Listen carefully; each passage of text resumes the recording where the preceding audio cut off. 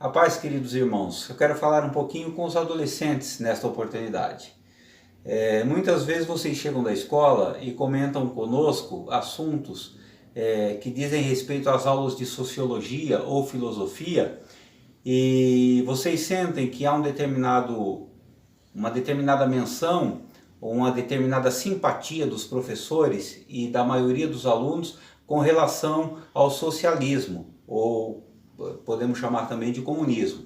Na verdade, este movimento, o socialismo, ele surgiu por volta do século XVI como uma doutrina, e essa doutrina ela dizia que a sociedade viveria melhor se houvesse justiça coletiva. Eles chamavam de justiça social. Se todo mundo vivesse sem diferença de classes, se todo mundo fizesse parte da mesma classe social e vivesse para o coletivo, a vida das pessoas seriam melhores. Dentro desse prisma, a gente às vezes até pensa, então o socialismo não seria uma coisa boa? Há problema em a gente ser simpatizante do socialismo? O cristão pode ser comunista? Muito bem. Isto, no princípio, o socialismo era apenas um pensamento, uma doutrina, não é?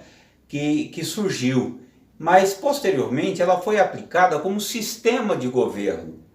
Nós sabemos que no final do século XIX, com o aparecimento da pessoa de Marx, esse socialismo foi pensado de uma forma diferente por Marx e passou a ser mais conhecido como comunismo, porque se pensava que para que o socialismo se estabelecesse numa sociedade, era necessário que as classes mais baixas elas se revoltassem contra as classes ditas da burguesia, para que houvesse uma justiça social. Muito bem. E quais são os parâmetros dessa justiça social? O que se pensa nisso? O que é que você sabe a respeito disso? Eu vou falar apenas de 3 características para que você entenda um pouquinho desse negócio. Se você desejar, para que você vivesse dentro de um governo socialista, dentro de um governo comunista, você precisava aceitar algumas concepções. A primeira delas dizia o seguinte: olha, você receberá pelo seu trabalho o mesmo que todos aqueles que trabalham, que têm uma jornada de trabalho, também vão receber, independente do mérito, independente das oportunidades, independente da capacitação ou da profissão que você escolher. Não importa se você é um neurocirurgião ou se você é um varredor de ruas. Se vocês trabalham pelo mesmo período, vamos dar um exemplo, 8 horas diárias, vocês são dignos do mesmo trabalho.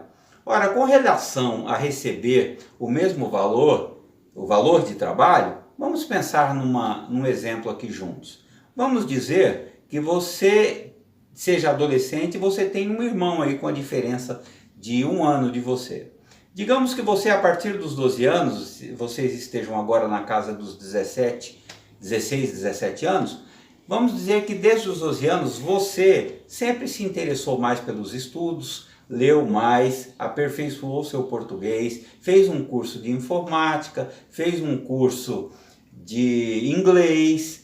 Quando você chegou aos 16, você arrumou um estágio e por ter estas qualificações, por ter se esforçado, o seu estágio lhe paga R$1.000 por mês, por 4 horas de trabalho diários. Muito bem. Seu irmão, ele chegou aos 16 anos sem se interessar por nada. Ia forçado para a escola, não queria saber de ler, não fez nenhum curso, mas entrou no estágio, num plano aí do CIE e passou a estagiar também. Como ele não teve o mesmo esforço que você, o estágio dele só paga R$600.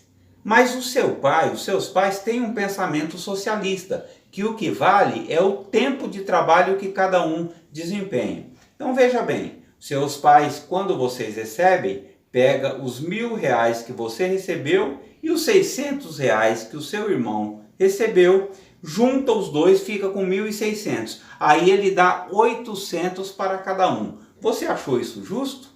Você não acha que por ter se esforçado, se aperfeiçoado, estudado, você não merecia ganhar os R$ 1.000 que o teu estágio lhe pagou? Mas o socialismo diz isso, não importa o seu esforço, não importa os seus méritos, não importa as oportunidades que você aproveitou, você receberá pelo seu trabalho aquilo que todos receberão. Uma segunda máxima a respeito desta justiça social pregada pelo socialismo. Você terá aquilo que todos terão a oportunidade de ter. Você não poderá ter mais porque trabalha mais ou porque ajuntou dinheiro. Você não poderá ter algo melhor porque se esforçou para isso e juntou dinheiro para isso. Vamos dar um exemplo prático disso. Vamos colocar aqui uma visão socialista na escola. Digamos que a diretora da escola, em conjunto com o conselho, resolve estabelecer a seguinte estratégia. Nós vamos pegar os celulares de todos os alunos que têm celulares, vamos vender e dar um celular igual para todos, para que todos os alunos da escola tenham celulares. Então vamos dizer, você tem um que você comprou com seu esforço, com seu estágio, ou seu pai com o trabalho dele comprou, e é este celular que tem uma boa câmera, tem um bom recurso, né? E é um celular um pouquinho mais atual. Muito bem, um outro colega de classe seu da escola pode ter um pouco inferior. Ele tem um pouco menos de recurso, a câmera já não tem a mesma resolução, mas ele tem esse. Um outro pai se esforçou e comprou este aqui, né? Então cada um tem o seu segundo o seu esforço, segundo o seu trabalho, segundo o esforço dos seus pais, e isto é natural. Mas talvez a maioria dos alunos da escola não tenham celular. Então o que a diretoria resolveu fazer? Pegar o celular de quem tem, vender tudo e comprar um celular para com esse dinheiro, comprar um celular para cada aluno da escola, para que o que um tem, todos tenham. Então digamos assim, que com o dinheiro desses celulares, o que deu para comprar foi um igual a esse para cada um.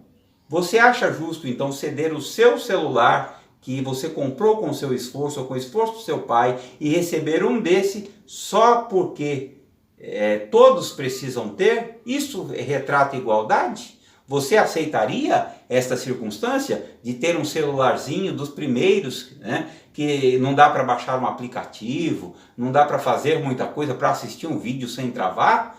Isto é o socialismo. Ele entende que aqueles que têm que deixar de ter para que todos tenham um, ainda que seja inferior.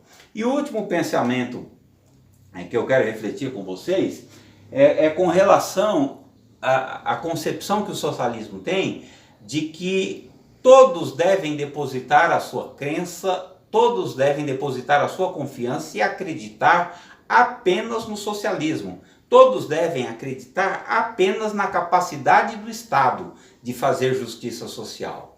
Com isso, o socialismo diz: não se deve crer em outra coisa. Religião não existe. Deus não existe. Ninguém deve buscar auxílio ou ajuda em Deus ou em qualquer religião. Tem que se acreditar apenas no Estado. Quem for pego adorando a um Deus, quem for pego praticando ou sendo integrante ou simpatizante de uma religião, será preso e, se não mudar de ideia, será morto. Por que eles fazem isto? Porque eles sabem que a verdadeira justiça vem de Deus e que o propósito de Deus é fazer de cada um de nós uma pessoa esclarecida, uma pessoa que aproveita as oportunidades, uma pessoa que se esforça para obter as suas coisas, e Deus honra, não é? Existe um ditado popular que diz assim, que Deus ajuda a quem cedo madruga. E a gente vê também na Bíblia Sagrada Deus honrando as pessoas que se esforçam, né? Ele dá, por exemplo, o exemplo da formiga, dizendo: vai ter com a formiga preguiçoso, vai aprender com a formiguinha que trabalha para ter o seu alimento a todo tempo. Então veja bem, o comunismo, o socialismo prega contra a religião. Então, olhando por esse prisma, pense, um cristão pode ser socialista? se o socialismo o afasta de Deus, se o socialismo combate a sua religião. Então fica esta reflexão para que você pense sobre isso, tire as suas convicções, leia sobre o assunto, estude, cresça, sirva a Deus, peça a Deus orientação e você vai compreender todas as coisas. Que Deus te abençoe.